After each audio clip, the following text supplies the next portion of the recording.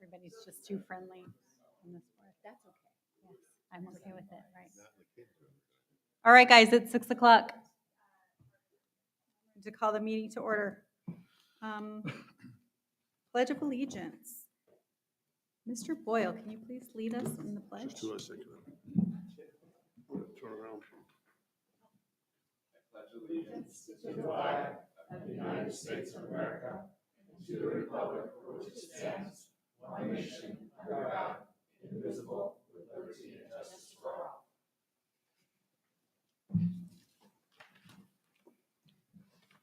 Okay, number 3, I need a motion to approve the minutes from August 28th. I'll move we approve the minutes for the regular meeting held on August 28th. I don't know if I did that or not. We got a lot of mics on that. Makes it tough. I'll second. There, did anyone second? Yeah. Okay, we have a Mark motion seconded. and a second. Is there any discussion? And let's call for a vote. I think it might be mine.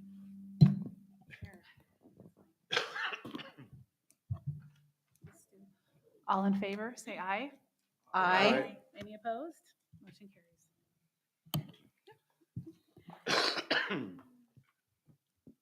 Okay, B, special meeting minutes from August 31st. I need a motion to approve. Also move. Second? I'll second. There you go. Okay, is there any discussion? Hearing none, call for a vote. All in favor, say aye. Aye. Any opposed? Motion carries. Okay, moving to number 4, call to the public. Dr. Wilson, is there? No, ma'am, there is none tonight. All right, number 5, consent agenda items. Gosh, we have a lot. A through K. K. Can I ask that we pull an agenda item out? Okay, I think there's a couple that we need to pull. Do we have to make a motion? Yes, we need to make a motion to, yes, to approve the items. I'll move we approve the consent agenda A through K. But can I make an motion to pull out item I? What are we pulling out? Just because I'd like to discuss item I. We need item, we Or need can it be just item part of the I. discussion? Restate the Can it motion. just be part of the? We need item I and J both pulled.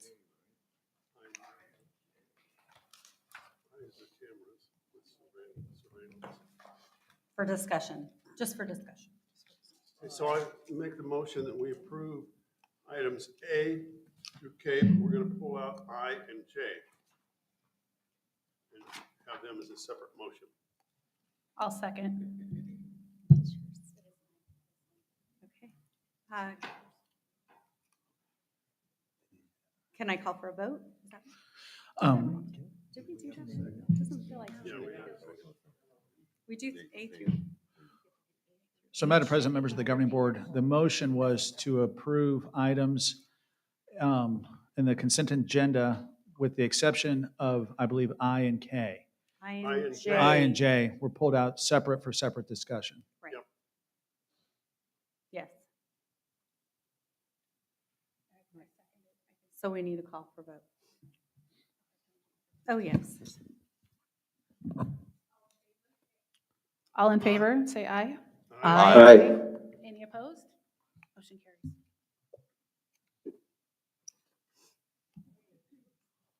Move into discussion for letter I. Oh, yeah, So- here. Correct me if I'm wrong, Director of Legal Services. Do you need a motion for item I to generate the discussion? Okay. I move that we talk about item I separately and approve it if possible. Second. All in favor, say aye. Aye. We have a discussion we're first? gonna have Okay. a discussion. We got to discuss it first. So discussion, item I.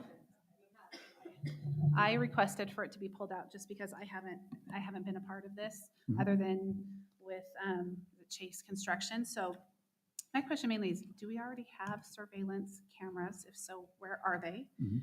And then how does this process work? Are we just asking for people to give us bids, or can you just kind of give me the lowdown? You know, I've never been through this process before. Sure, absolutely. Thank you. I may defer at a point in time to Ms. Perez too, if I'm not quite as eloquent as she would be. So we do have cameras on our campus right now, but part of the challenge and concern we have is that we don't have enough cameras on our campus. And of the cameras we do have, they're not necessarily as good in quality as we would want, and or some of them aren't even working, to be truthful.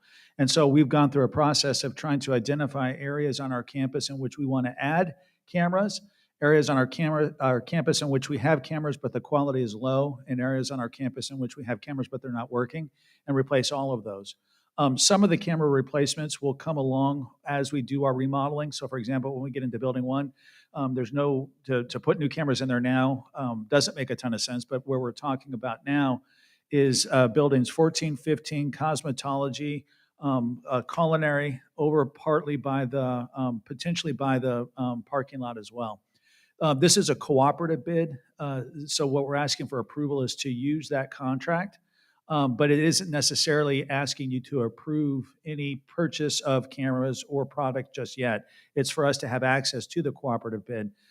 Part of what we want to make sure we're doing in our due diligence is looking for the best price. This is one avenue, but there may be other avenues that we pursue to procure the equipment that would actually be at a reduced price. But this allows us to have the option of using the cooperative contract, but not necessarily required to use it. Dr. Wilson, I have a question for you. Yeah, I'm on. When we have new construction going out there, Mhm. is that in the bid to have cameras already in that bid for that new campus? Or are we gonna have to add them later? So when there's two different constructions going on right now. One is just the remodel of the original campus. And in that GMP that you approved for the thus far, I'm sorry. So in the remodel for the original, for the existing campus, the cameras are not part of that. The technology is not part of that, although it potentially could be, but it hasn't been thus far. That's why we're having some of this coming to you now.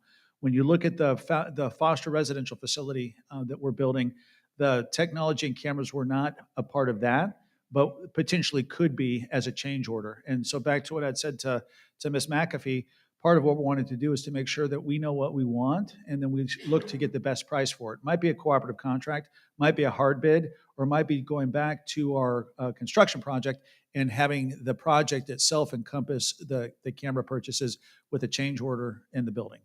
I think for security purposes and keeping equipment on campus, so it's not disappearing like it is, we do need them. Absolutely, for on so many different reasons we need them.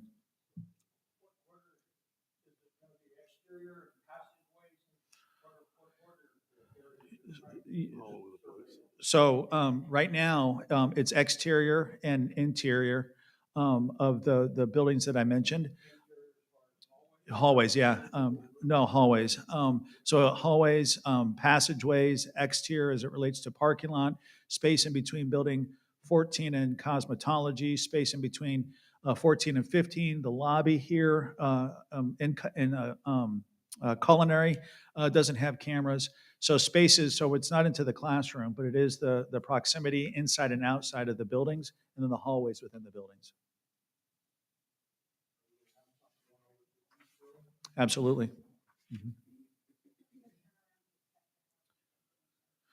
So we have, great question. I'm going to repeat it. What's the turnaround when we might get information or some of these things back? So we have the specs done already, and we have what we need and what we want.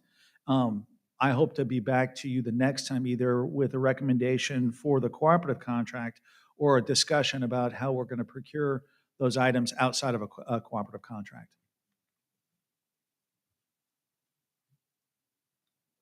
Any more discussion? All right, so I guess we need to have a vote.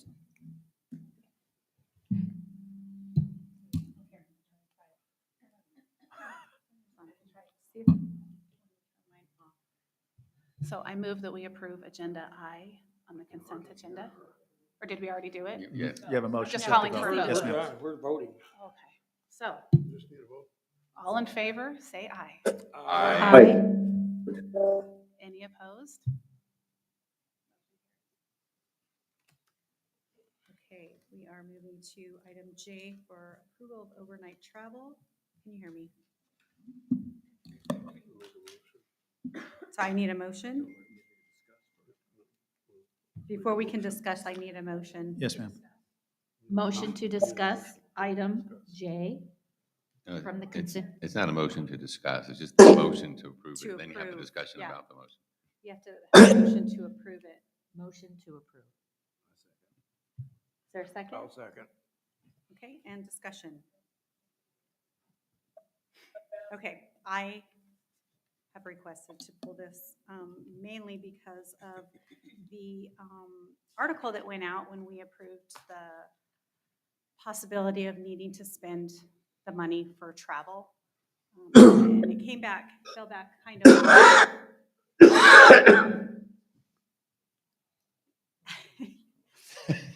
Bless you.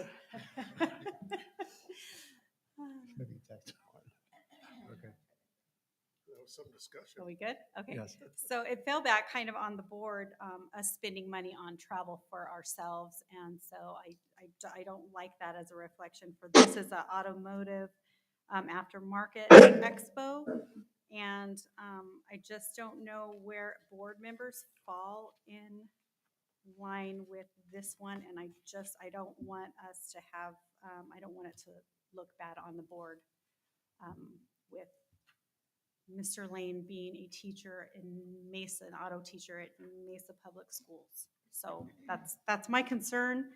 And anybody else want to talk about that and you know, disagree with me? I'm okay with it. I just wanted to make sure that we brought it to light so that it doesn't look like we're not aware that this is happening. Mhm. That's, so, any more discussion? Yes, Madam President. Who benefits the most from this, Mesa or EBIT? Those You are, understand that's what my, I'm yeah, asking? those are my questions. I'm not sure. This is an auto expo, so I'm not sure where the value comes in. Yeah.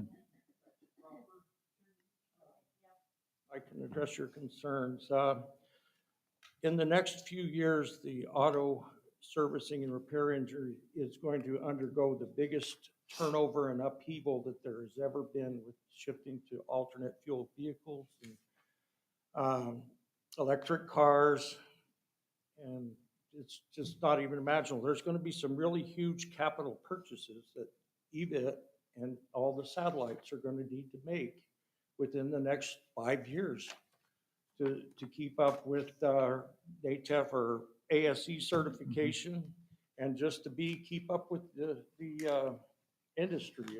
It's a time where I've been in the car business for 50 years and there's never been this kind of change so fast that requires a lot of money to play ball with it. Okay, so do we have anybody from EBIT that's Yeah, going to there's that? 6 Like any people. teachers? We do, yes. We do, is the department, a like the part of that director package. going?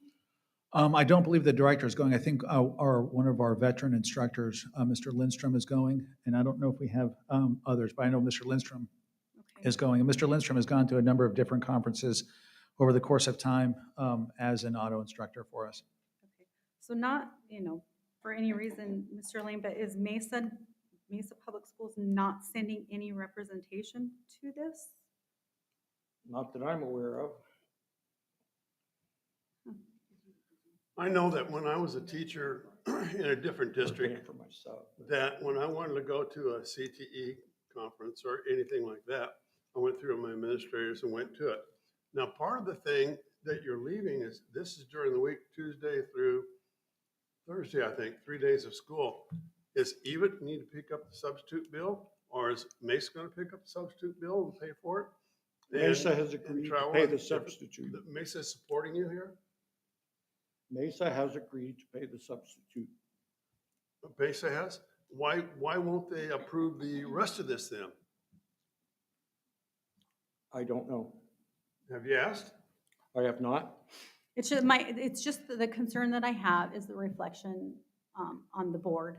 Well, Like this it is took all us- something that we've, this was on our, that blanket travel approval that you voted for. Oh, I'm And, aware of, We got You six, I'm know, aware of. I six don't, of our people going to actually cover it. Yeah, maybe we should table this and then maybe reach out to Mesa to see if there's a possibility that Mesa could pay for You wanna this. make well, that if, motion? Instead if of you're gonna EBIT? table it, it's good, the price will be out of, there won't be any hotel available, there won't be a flight available for a reasonable amount of money, so. I don't know, am I Let's the just only take the one vote and see that's where people concerned stay. about the reflection on our I, board? I have No. concerns. I do. I have concerns. I think that, Mr. Lane, you bring value to this board and what you know is deep and broad. But I think that given the recent Arizona Republic article about our travel, my feeling is if Mesa can pay for this, that they should pay for that because this is an employee-based position, travel. It's not like it's a training that we're bringing back to the board or we're bringing back to do training for our teachers. I feel like we need to have Mesa pay for this. They have satellite funding. They've got Perkins money. I feel like that should be taken care of through Mesa and take the additional possibility of a light on our board off. That's my opinion. I would agree with that.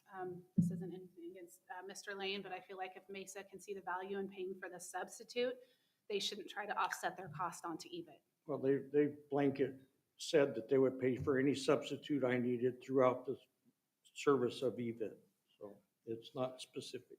I think that's great, but It's I just think like the it's- Region 5, myself and Mr. Covington are the only ones that have gone to Region 5 conferences since before COVID or maybe even before that. But we've got a whole boatload of people signing up to go to that. Well, I think while you do bring great value to this board, and this is absolutely important information, I think this falls in the lane of Mesa, since you are a teacher there. I think it falls on the Mesa Public Schools. And then I think if there's a further discussion for us on, I would like to know as a board member, what are our parameters of which things we can choose, how many we can go to, kind of what exactly we're looking for. What would my attendance at one of these things, what kind of value am I looking for to bring back to EBIT? So if we could have that discussion later, or if we could talk at any time, I'd really like to Yep. know more information there. I think to that point, Ms. McAfee, and looking aside from this particular travel instance, I do remember Dr. Wilson at one of our board meetings over the summer, you did mention that something for a future agenda could be the discussion of board members' travel and other EVIT-related travel. And I do think that as soon as we could add that to an agenda to come up with some parameters, be that either some policy stipulations or budgetary outlines, I don't know, but that I think would be valuable. And we do have a relationship with Marla over at Mesa Public Schools. Can't we reach out to her and find out what the issue is? Like, why, is there a reason that they're not paying for auto teachers to attend this? So, Madam President, we do have a relationship with all of our sending district and the CT directors. And I'd be happy to do whatever you as a board direct me to do. I hesitate on trying to negotiate with sending district directors on travel for our governing board. I think at the end of the day, if there's value in the travel, then it's something well to do. If there's not, or if there's reasons why it's not thought to be, then that's a decision the governing board can make. Outside of that, if there's something that we're not aware of and the directors would like us to be made aware of it, I'll be happy to do that. But to go, I don't know that I feel as comfortable going and saying about one of my 9 bosses, why are they not picking up the travel? I understand that, but we are sending auto staff here Correct, to Ms. bring back the information Correct. to our We have 6 of program. them going? No, I believe we have 1 going. I One? think we had, and Mr. Lindstrom. We had to approve 5 or 6 people in the original blanket. No, I don't. I think I think on that it was just a single one. Oh, 5. there was 5? There's 5? So there's an option for other instructors to go. So far, Mr. Lindstrom has been the instructor that signed up. Part of the challenge, I mean, the balance with any conference is if you take 4 or 5 individuals out of your program or department for 3 or 4 days, Yeah. finding subs is a difficult thing to Yes. do. And so balancing getting our staff the education and development they need, while recognizing that it's important that we have as many folks in the classroom as possible, is something a balance we're trying to strike, to be Well, honest. We've approved for so many teachers to go from here. We need to encourage them to go. They might not If we know have that they can go. substitutes, I guess, we can't leave the Yeah. students No, we've stranded. encouraged them, but like I said, part of the balance is, and Otto's a great example of it. You know, it's grown significantly, and we've had individuals that have had to resign for personal reasons. We've had individuals that are ill, and then pulling 3 individuals out to go on a conference may make it a disadvantage to our students if we can't get quality subs to be in there at that time. Well, I mean, it's not anything personal, Dave. Just because of the article that went out, and we do have a spotlight on that money that has been approved. We don't have to use it, Well, but it has actually, been we're approved. spending a lot less than we approved anyway, so. I understand. I'm talking about what Well, can be said about our if you want to board. run and hide from the press, go for it. We'll I don't never get ever hide anything from the done. press. I don't hide from the press. I just don't like to answer to them for something that we can handle here in-house. So, I'd like to call for the question, which means vote.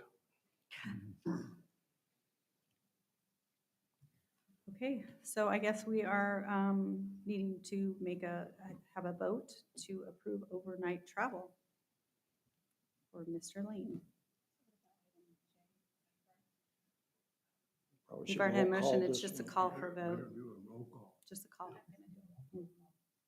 They're doing- They said Watkins. Yeah, I'm having a hard time hearing you. Watkins? I'm Yeah, sorry, my microphone is, no, Watkins, did I call Nay. you the wrong name again? Lamar. Did you say, I didn't hear you. he said no. No, okay. Say it again. No, no, no. No. No. Covington, No. Metcalf, No. Boggs, No. no, No. Jeremy, no. Lane, I'll abstain. Boyle, No. Hobson, I'm obviously a no vote. We need a policy. We don't have a policy on this, and we should. and McAfee is a no. So this is our first all no vote that I've ever done as secretary. So motion fails? Is that Motion fails, Okay, correct. thank you. Okay.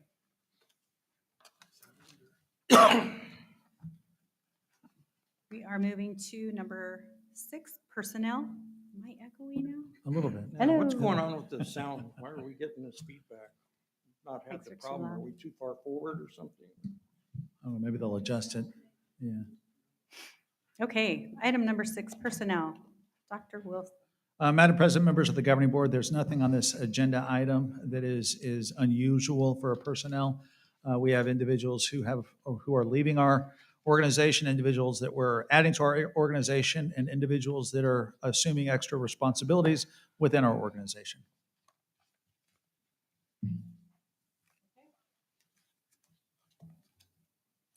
All right, then I'm guessing we need to have, oh my gosh, a motion to approve personnel. I make a motion to approve personnel. Is there a second? Second? Any discussion? All right, Ms. McAfee, will you please call for a vote? All in favor, say aye. Aye. Any opposed? Motion carries. All right, item number 7, information and discussion, policy revision and new policies. First read, Mr. Kelbill. Thank you, President Boggs. The first policy is in Chapter 2, Section 1 of our new policy manual. It's just a statutory change. They eliminated the January 15th deadline to have the organizational meeting. So I'm just taking the January 15th out of the policy. The second one is Chapter 2, Section 3. That's also a statutory change that requires that we represent that we have sufficient seating at our board meetings to house the anticipated crowd. So I've added that. Third one is Chapter 3, Section 2E, Little 12. That's also a statutory change that says we're going to make that superintendent's duties include making sure that this first responders have a way to communicate with disabled students. Chapter 4, Section 15F, also a statutory requirement. Nope, I take that back. This was at the suggestion of the auditors that we put in our policy that we're going to follow the state transportation policy, which we do. So that's just to make the auditors happy. Chapter 5, Section 24D, personnel leaves and absences. That's just a clarification of the use of personal leave for people who get hired mid-semester and how often they can use the personal leave. It conforms to what we've been doing, but it wasn't spelled out in policy. Chapter 5, Section 24E for the Family Medical Leave Act, and I want to apologize because there's some language that's added in there that I didn't highlight in red, and it starts at rolling in quotes all the way through to the end parentheses after rolling method. So rolling 12-month period measured backward from the first date of FMLA leave is the method we're going to use to count the 12-month period rather than the calendar year, because you use a fixed leave year, it's possible to stack your FMLA leaving at 24 months. Using the rolling method, you can't stack, and it's just easier to keep track for people that way. Oh, there's a lot of that one. Hold on. Chapter 6, instruction, Section 7, changed philosophy to mission, because when we revised the policy, it used to be the philosophy and mission. Now it's just the mission statement. So just the cross-reference to philosophy doesn't make sense anymore. Chapter 6, Section 20D, we've added the posting requirements. This is a statutory change. Anything that we're required to post, we can now satisfy the posting requirement by posting on our website.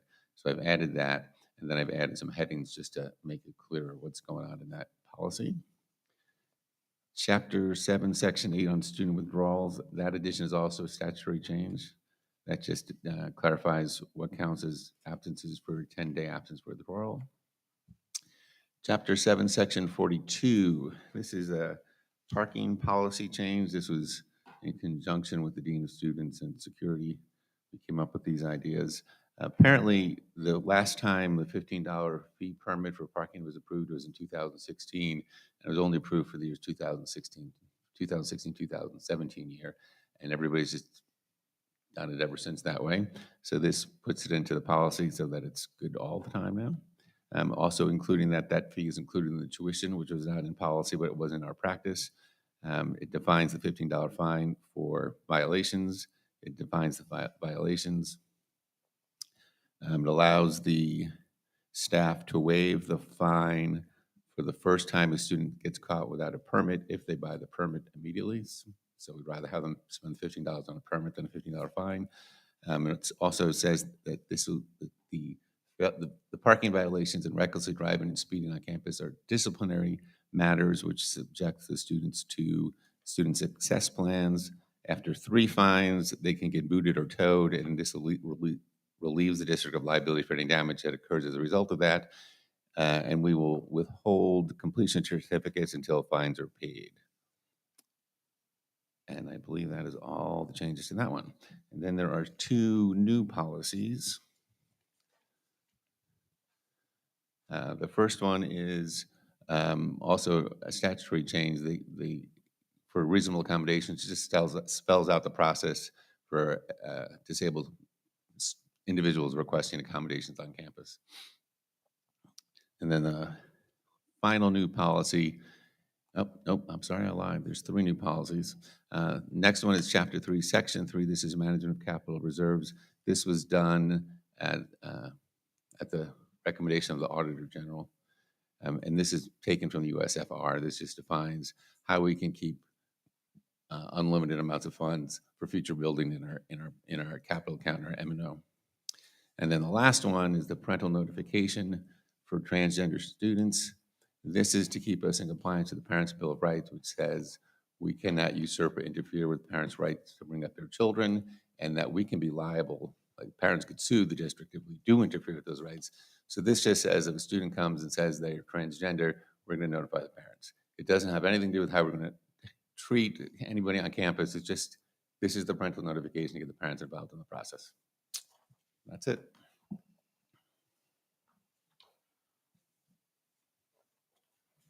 Thank you. Okay, moving to item B, quality indicators of EVIT Central and satellite programs. That is Dr. Wilson. Madam President, members of the governing board, I'm going to take you back on a journey of 6 or 7, 8 months ago, in which part of what we wanted to make sure we were doing was doing our job, and you were doing your job as being the stewards for the EVIT CTED. And we've had some conversations about what you're responsible for statutorily and what are some of your obligations as being governing board members of the East Valley Institute of Technology District. Part of that process has been for us to be directed by you to begin creating a kind of an overarching evaluation of both central and satellite programs that is independent of the statutory requirements. But as a reminder, part of the statute requires you as a governing board to protect the quality and content of the program. And so there are some things that you've asked of us that we're working towards creating as an evaluative tool in collaboration with our partnering districts. Dr. Doolin has headed up this process and this project, and it's been a Herculean effort, and she's here tonight just to kind of give you an update on where we're at with it. Dr. Doolin? Good evening, Madam President and board members. It's been a long time since I've talked to you. It's good to be here again with you. Okay, I'm excited or nervous or all of those things to kind of go over the quality indicators. You guys had expressed an interest, as Dr. Wilson said several months ago, about looking at some of the quality indicators. Most of these, in fact, all of these quality indicators we're going to talk about are also areas in the statute that are available for you to read and peruse at your leisure. I have included with the working copy of this, and I'm just going to go over it real briefly for you. This is just for you guys to start reviewing. I want you to think about questions you may have, anything additional you would like to add, or clarification you may need, and I will take it back to my meeting with the CTE directors. They have all been working diligently to help with this document, and their input is on here as well. So I will go over each area with you, and then I'll also go over some of the concerns and some of the things that we talked about as a group of EVIT, both satellite, central, CTED. Okay, so there's 4 main areas that we're looking at. The first is meeting the ADE and IGA requirements. There's really no concern with any of those two, that first standard. The second is credential industry certification. And then you'll see the overview of what we're looking at there, a quality program offering students who complete the requirements of a program the opportunity to test for industry credential. We do have some concerns as an EVIT CTED on this industry certification. One of the points that had been brought up with the group is that the industry certification is always not aligned and the same across our entire EVIT CTED. For example, the medical assistant certification we may give at Central Campus and maybe at one of the other satellites might be different than the certification that's offered at one of our other satellites. So we've had conversation as a group, and one of the things that we would like to do on this particular area is really start taking the programs one at a time and going through and talking about what certifications carry value with them and aligning them throughout the whole EVIT CTED so that we're all on the same playing field and working towards the same goal. One of the concerns also got brought up was like OSHA. Is OSHA really the certification that we want to be looking at, or is there something different that we as an EVIT CTED whole would rather have in some of the areas? So with this particular area, what we're asking for is that we not really evaluate it this year, or we really want to collect the data and come back to you after we've all had a chance to meet and align some of that and bring that back to you as a proposal. The next area is the technical skills assessment, and the program will have a TSA pass rate at or above the state average. The clarification that we wanted to make sure was clear is that the per program, per site, it's not district-wide data. The concerns from some of the satellite is because they may have the same program in multiple campuses. One might do very well, one might not do very well. It could be because of some teaching issues. Maybe the teacher needs some more assistance, more training to be able to bring up those TSAs. So they didn't want to do it as a district-wide. They wanted to do it per program. And with that TSA, the reason it says a TSA pass rate at or above the state average is in some of the areas there's a requirement for 60% by the state, but some of our areas, I'm going to say auto is one, don't score well because the test isn't yet well aligned with the curriculum and the needs of the industry. So what we're looking at is that we want to be within the range of the state average. That's the goal, right? And there's also some programs that score really, really high, like everyone in the state scores 80, 90%. So we really don't want to settle for a 60% on those. If we're looking at quality, quality would be that we're at or above the state average. Okay, the next one is program completion rates. This one is probably the most controversial. And it says, what it says right now is that at a minimum 30% of programmed year one students complete the coherent sequence of the instruction of the CTE approved program, either satellite or central campus. So some of the concerns that were raised was feeling potentially penalized for students who may move out of state, or for students who may change their mind in one CTE program and come to EVA in a different program, those types of issues. I will tell you my personal feeling on that. 30% is not a very high bar. I know that our superintendent is shaking his head. But part of the reason that 30% is there is because we do need to account for all that movement. If we're going to, if we want to go a different route where we're going to track and account for everybody who moves out of state, and those are going to, or switches programs, those are going to have to be tracked by student, and then the rate would need to be higher than 30%. So that's the rationale for where it's at now.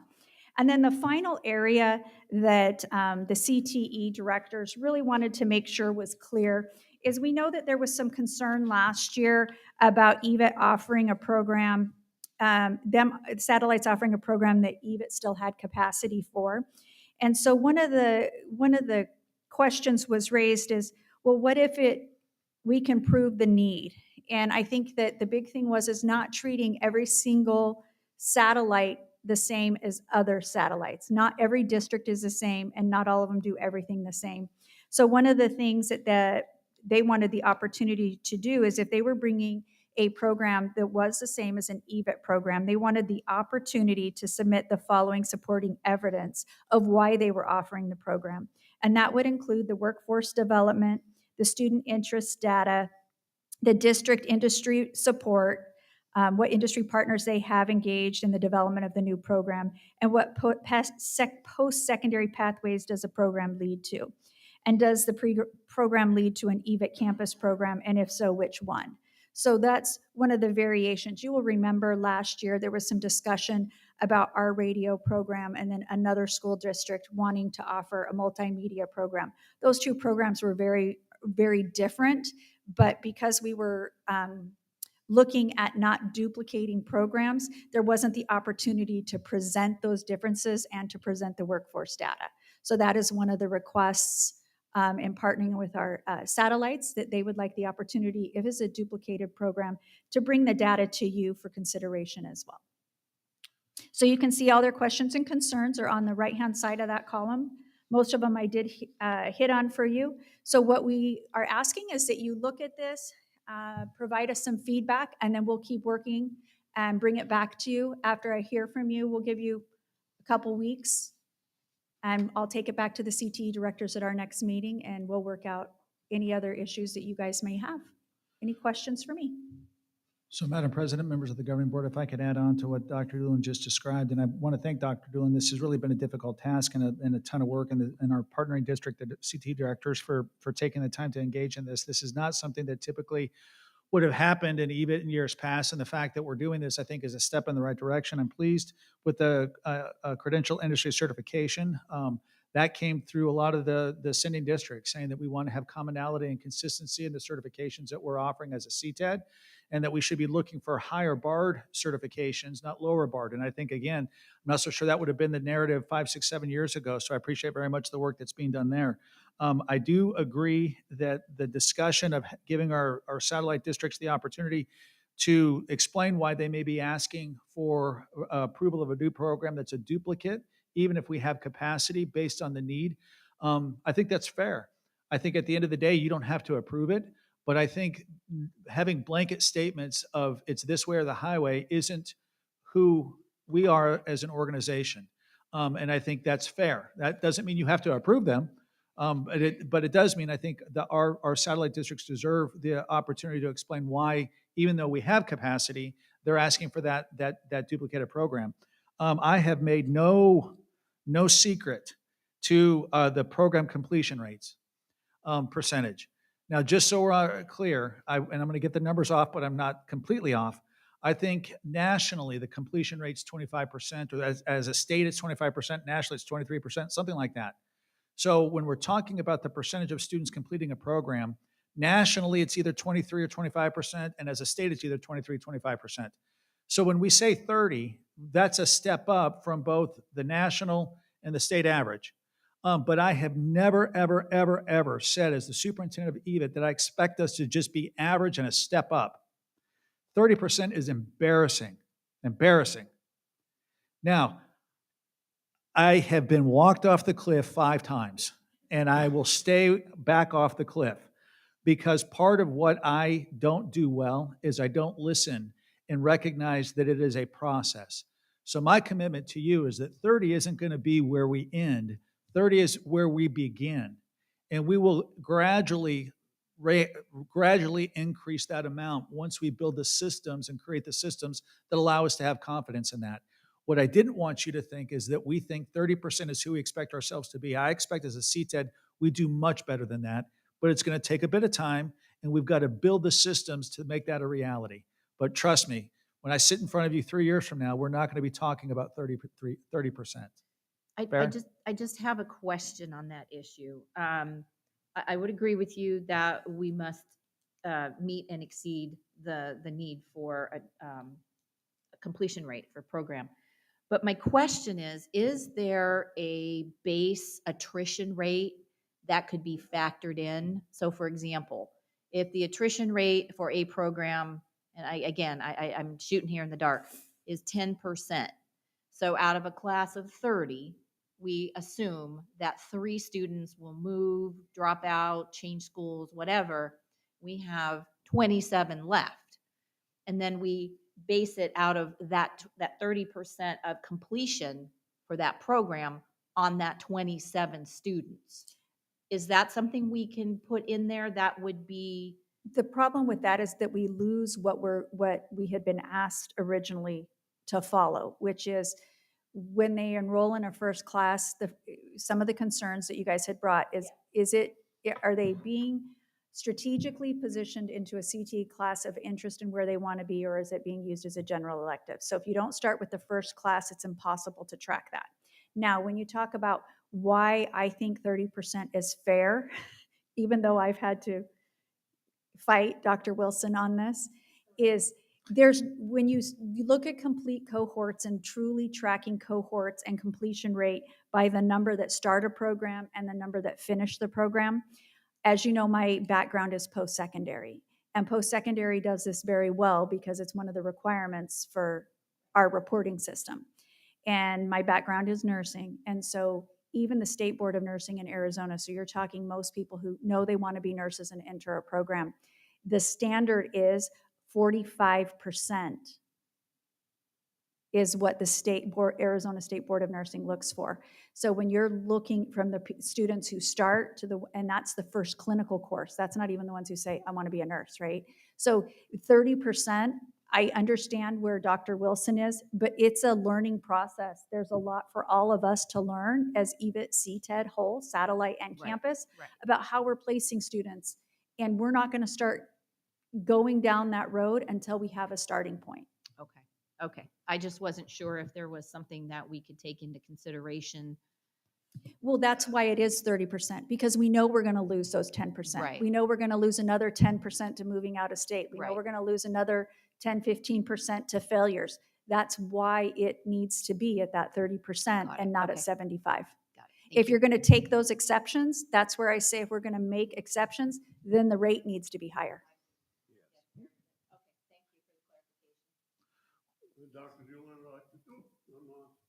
Dr. Doolin, I'd like to thank you for your hard work on this, and I'd like to thank the CTD They were great. directors for coming tonight and your work that you're putting in on it, I hope. They've You are, all aren't you? contributed. Yeah, they all contributed. That's nice to know. And I want to echo that and thank everybody for being here, and thank you, Dr. Doolin, for leading the charge. I remember when we first discussed some of this in January. It's really exciting that we have input from our partner districts, and if you wouldn't mind speaking a little bit to the process that led to this draft, what that looked like. I know you've alluded to it in some of the past meetings, but I'm really excited to know kind of what that collaboration has looked like. So the original collaboration, of course, started in discussion, and then I'm going to give Marlo credit. Marlo helped, and she put something on paper that we could start with, and then everybody just had an opportunity to read over, and it changed. It changed several times, and there's some things that were removed completely because it really didn't align with the quality indicators you guys had expressed that you wanted to see.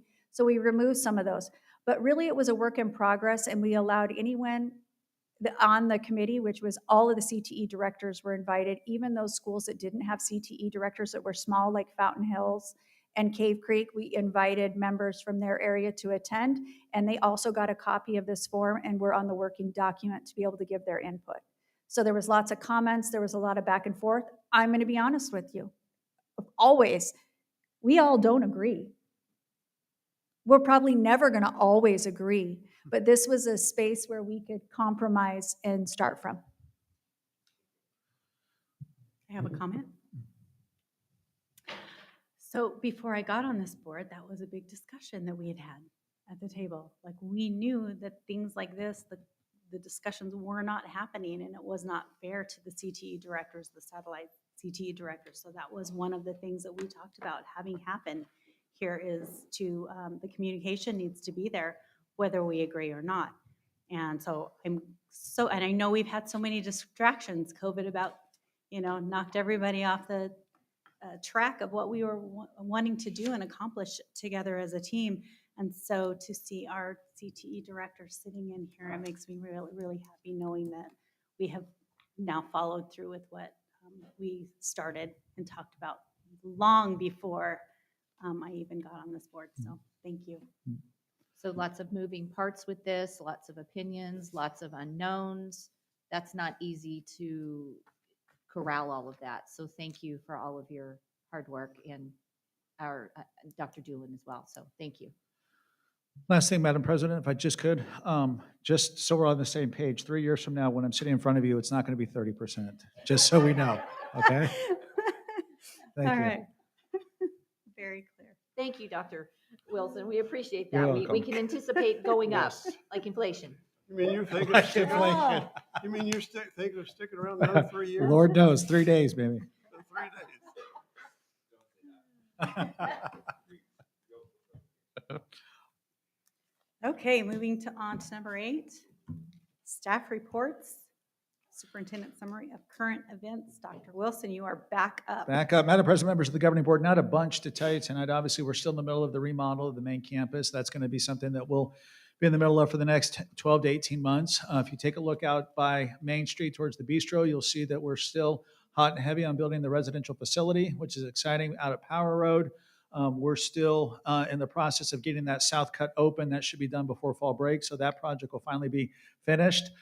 Classes are humming along. This is the first week that our culinary program is kind of in full swing. We have 12 different banquets and that Nice. we're hosting this week and doing catering projects we're doing this week.